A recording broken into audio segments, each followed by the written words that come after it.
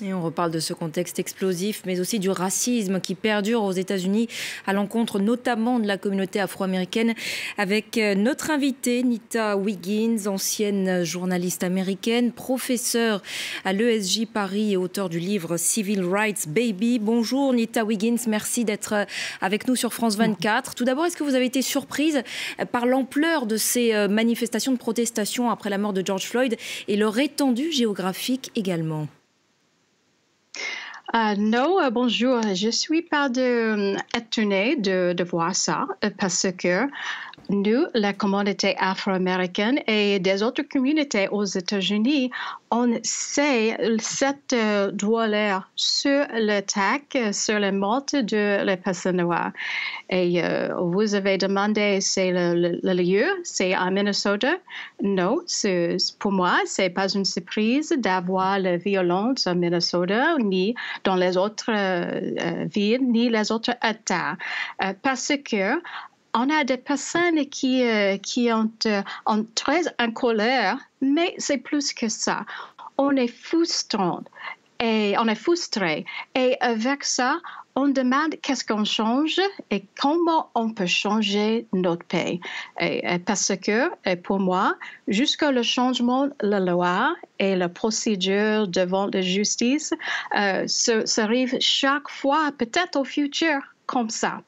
Quand on voit la preuve d'une personne morte pendant plein de journées comme ça, et c'est une grande honte pour moi, pour mon pays, et j'ai la douleur, et moi, je veux avoir un changement comme toutes les autres personnes.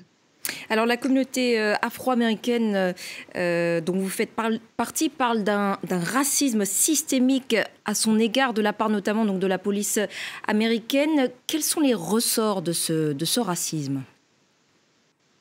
Le ressort de ce racisme, on peut voir n'importe quelle entreprise, n'importe quel secteur de travail aux États-Unis, peut-être en France aussi, mais on peut voir la limite, les personnes douées qui se préparent, qui se présentent pour accéder à une échelle, de monter, de gagner leur vie, mais ça arrive souvent des blocages. Et on peut voir les grandes entreprises, la bonne façon de vivre. Ça, pas de célébrité, non pas ça. Mais les autres personnes, les citoyennes, il y a des systèmes qui existent qui bloquent. Et moi, je peux donner le témoignage de ma vie, mais ce n'est pas pour aujourd'hui. Mais j'ai vu et je sais que ça existe. Et il y a des personnes, des populations qui n'ont jamais vu les personnes qui réussissent ou qui réussissent de toucher leur rêve. Quand même, ils ont se préparer. Et ça arrive le système qui bloque des personnes, qui bloque les personnes noires, qui bloque les femmes. Et quand on veut une personne tuée par le policier comme ça arrive tout l'angoisse en même temps. Parce que c'est vraiment des choses à changer aux États-Unis. Et l'attitude de déni de ce racisme systémique par Donald Trump et puis sa réaction également à ces violences qui se sont produites, à savoir une réponse juste avec davantage une réponse du tout sécuritaire. Est-ce que cette réaction de Donald Trump est à même, selon vous, d'attiser encore les violences dans le pays? C'est vraiment, je pense, c'est un acte politique de mettre en plus de ferveur avec le problème et le conflit qu'on a actuellement. Mais ça arrive, à mon avis, parce que on est aux États-Unis, le président Obama, il a fait 2 mandats, un président noir.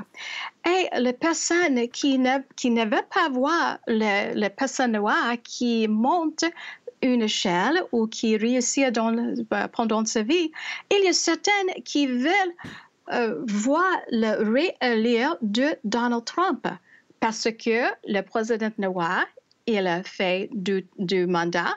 Le président Trump, il faut faire du mandat dans l'esprit de certains, parce que sinon, c'est un monsieur noir à réussir de faire les choses une personne blanche ne peut pas faire. Et pour moi, avec ça, c'est le vrai problème. Le politique avec l'élection, c'est le vrai problème avec ça. Il y a personne qui n'est pas trop très solidaire avec le président Trump, mais peut-être c'est dans ce groupe, il y a des personnes qui veulent voir une personne blanche qui continue et qui fait pareil que le président noir Barack Obama. Et pour moi, c'est la racine de plusieurs problèmes contre le blanc et le noir. Merci. Merci beaucoup, Nita Wiggins, pour votre témoignage.